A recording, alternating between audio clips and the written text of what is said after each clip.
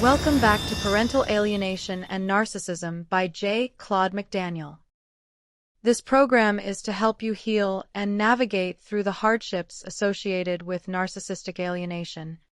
Please like and subscribe. Welcome to episode 24. My name is J. Claude McDaniel, author and victim of alienation. I share my experiences, education, and provide valuable information that I hope will help you navigate through your plight. This episode is opinion-based narrative on the subject of money issues. In Part A we'll discuss when money becomes a weapon. Part B will be relative to reclaiming your financial independence. Now for when money becomes a weapon. At first glance, everything appeared successful. Beautiful vacations, holiday photographs, expensive dinners, generous gifts.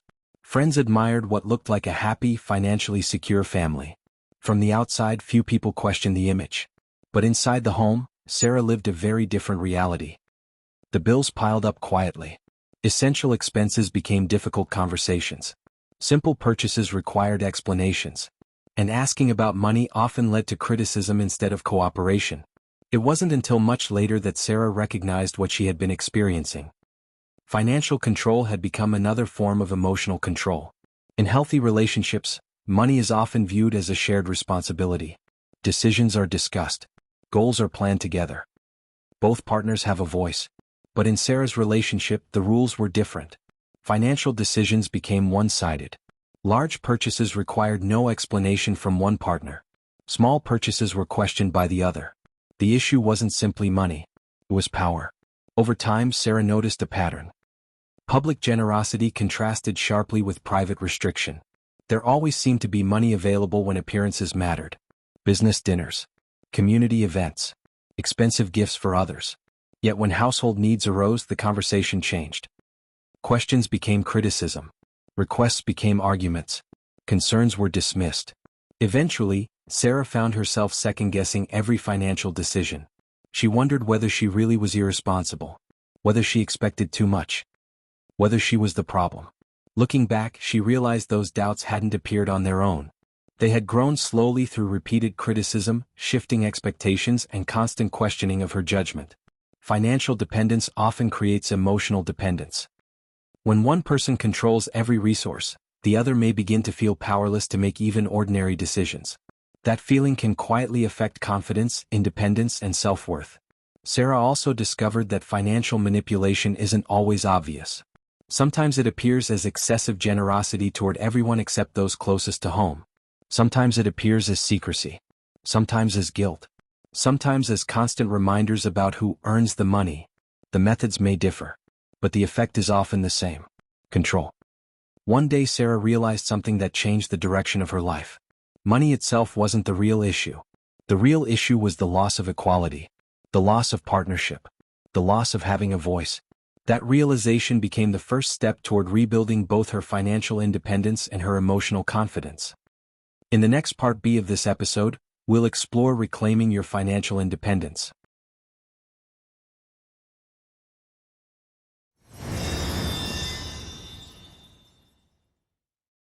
Responding with preparation, not panic.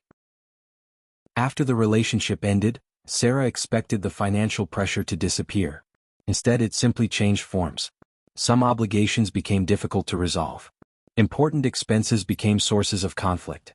Children occasionally found themselves carrying messages about money between parents. Sarah quickly learned that financial disagreements can continue long after a legal separation.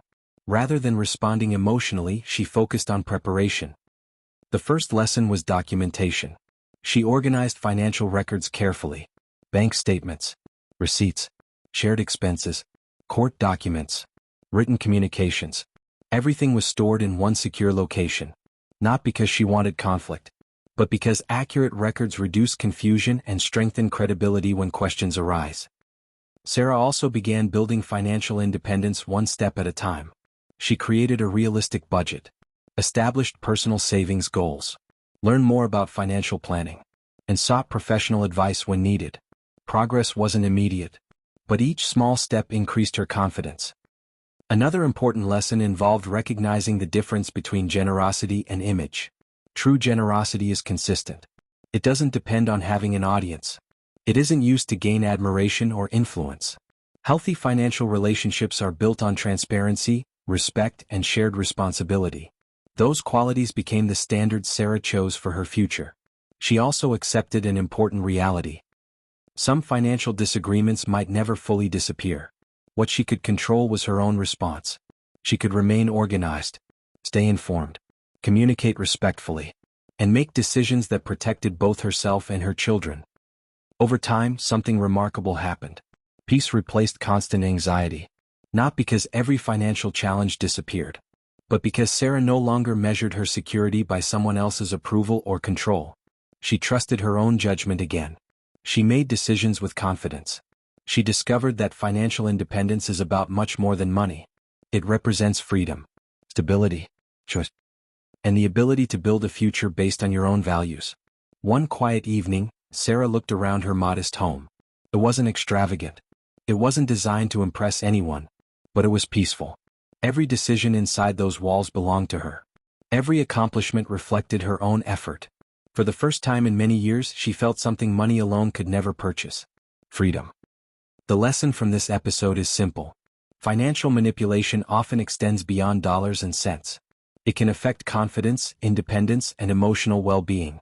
But careful planning, accurate documentation, professional guidance, and steady determination can help rebuild what manipulation tried to take away. Because financial security is more than the balance in a bank account. It is the confidence that comes from knowing your future is once again in your own hands. And that kind of freedom is priceless. This ends episode 24 of my podcast.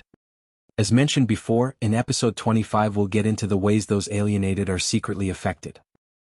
Thank you for reviewing my podcast and listening to this episode. Please like, subscribe, and comment. It helps this valuable site to grow and spread sound child behaviors and alienation information. Sincere thanks, J. Claude McDaniel.